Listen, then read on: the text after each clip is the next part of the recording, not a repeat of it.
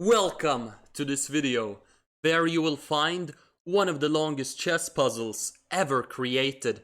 A mate in 290 moves, to be exact. In this position, it is white to move. And already at first glance, we can see that black is ahead in material by quite a bit.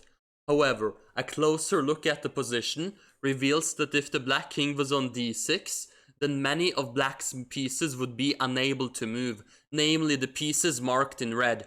However, the pieces marked in green would be able to move.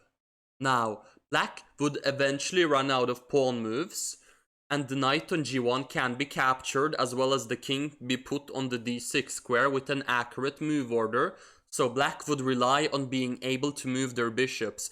But as it soon will turn out, these bishops have less flexibility than it initially appears. Step 1 has been completed. And now, in this position, white would really love for it to be black's move. Then black would be forced to move one of the pawns.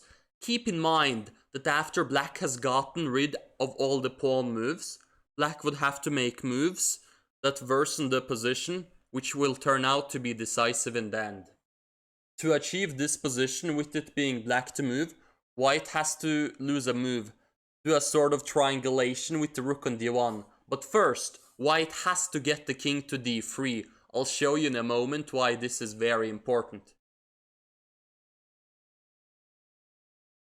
And now, in this position, if black tries to play bishop f6, moving away the bishop, white is simply able to take the pawn on e3 with the king, and after bishop d4, step away with the king to d3, and later, white is going to play e4, rook d1, step away with the king on d3 to a square like e2, and then later mate with e5.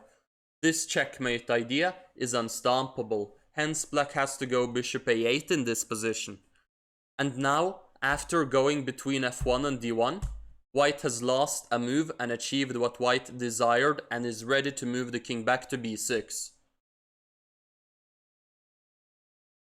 And now we get the same position, but it's black to move, and black has to lose a move by moving their pawns. Now white is going to repeat this process a lot of times.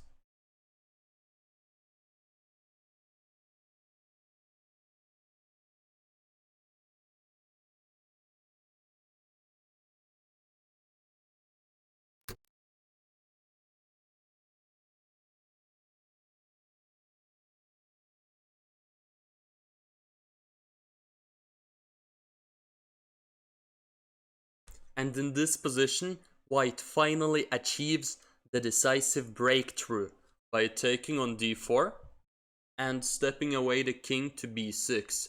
And in this position, white is going to promote their pawn to a8, to a queen, and then later take on c6 with mate. And if black tries to avoid this by taking on b8 with the rook, white simply takes the rook back and then mates on d8, the next move. If you got any satisfaction out of looking at the longest checkmate ever created, or you have some mercy for my finger, which became quite sore after I had to click 290 times, do me a favor. Click the like button once, the subscribe button once, the share button once, and have a wonderful day.